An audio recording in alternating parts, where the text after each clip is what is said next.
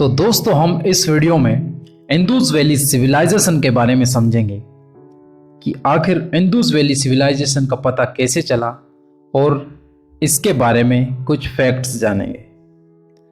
तो दोस्तों Indus valley civilisation यानी सिंधु घाटी सभ्यता सबसे पुरानी सभ्यता है जिसका समय काल लगभग 2500 ईसा पूर्व से 1700 ईसा पूर्व माना जाता है।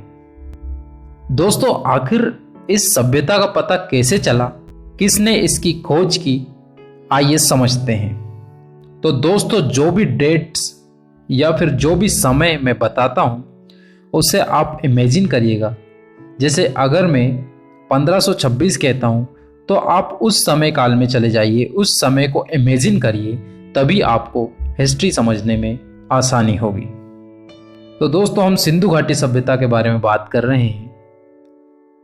तो इसमें सबसे पहला पॉइंट है 1857 सन 1857।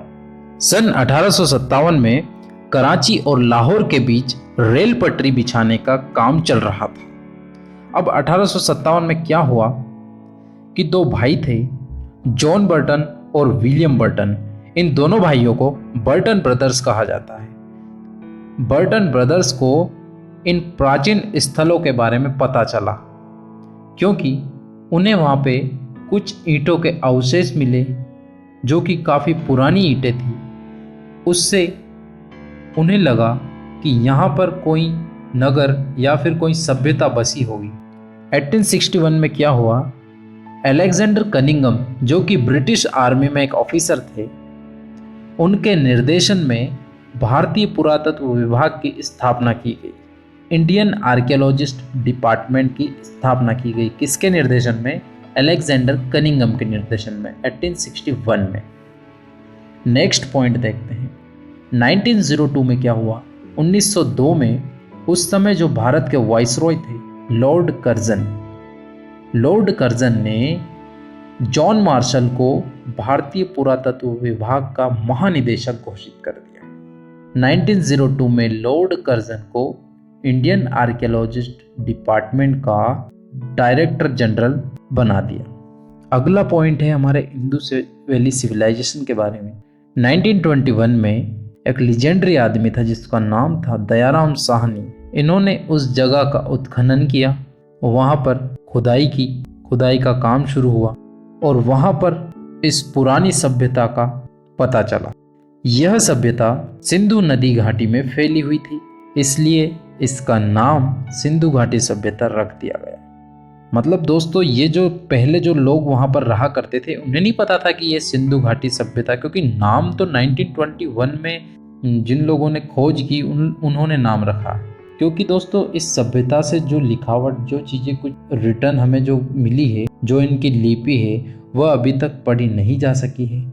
इसलिए वो लोग किस चीज़ को क्या बुलाते थे उस चीज़ का अभी तक कोई पता नहीं है। नेक्स्ट पॉइंट देखेंगे अखंड भारत में।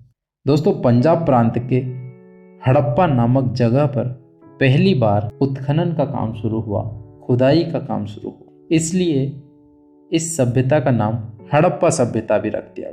यानी सिंधु घाटी सभ्यता भी वही सभ्यता है और हड़प्पा सभ्यता भी वही। तो दोस्तों सिंधु घाटी सभ्यता, इंदुस वैली सिविलाइजेशन का जब उत्खनन हुआ तब कई तरह की जानकारियां प्राप्त हुई। उनमें से कुछ प्रमुख जानकारियां। इंदुस वैली सिविलाइजेशन, सिंधु घाटी सभ्यता एक नगरीय सभ्यता थी जिसकी नगर नियोजन व्यवस्था उच्च कोटि की थी। यहाँ पर लोगों को नालियों तथा सड़कों के महत्व का पता। सिंधु घाटी सभ्यता के लोग ईंटों का प्रयोग करते थे। दोस्तों हमने पहले जब बर्टन ब्रदर्स ने रेल पटरी का काम शुरू किया था उस समय हमने एक पॉइंट देखा था कि उन्हें कुछ पुरानी ईंटों के अवशेष मिले थे। वो इसीलिए मिले थे क्योंकि ये लोग ईंटों का प्रयोग करते थे। दोस्तों हड़प्पा के बाद राखलदास बनर्जी ने मोहनजोदाड़ो नामक एक शहर की खोज की। दोस्तों मोहनजोदाड़ो का सबसे बड़ा भवन था धान्यागार। मोहनजोदाड़ो में कांस्य से बनी नर्तकी की मूर्ति प्राप्त हुई। यहाँ पर एक विशाल स्नानागार का पता चला, ग्रेट बाथ का पता चला। दोस्तों सिंधु घाटी सभ्यता की अर्थव्यवस्था कृषि व पशुपालन पर निर्भर थी। कृषि के लिए लकड़ी का हल उपयोग करते थे, क्योंकि उस समय लोहे की खोज नहीं हुई थी। इसलिए ये लोग खेती करने के लिए लकड़ी का हल यूज करते। इन्होंने सबसे पहले कपास का उत्पादन शुरू किया था। ये जो सभ्यता है इसके कुछ प्रमुख केंद्र थे, जैसे आज हमारे भारत में मुंबई, दिल्ली, चेन्नई ये मेन सिटीज़ है, उसी तरह से कुछ प्रमुख केंद्र हिंदूज वैली सिविलाइजेशन में थे। हड़प्पा, मोहनजोदाड़ो, कालीबंगा, लोथल, धोलावीरा और राखीगढ़ी, ये सब इस सभ्यता के प्रमुख केंद्र थे।